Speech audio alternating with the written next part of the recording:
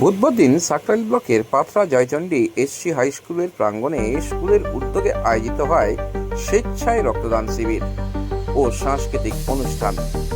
রবীন্দ্রনাথ ঠাকুর ও কাজী নজরুল ইসলামের স্মরণে আয়োজিত এই কর্মসূচিকে ঘিরে দিনভর উৎসবের আমেজ ছিল স্কুল চত্বরে।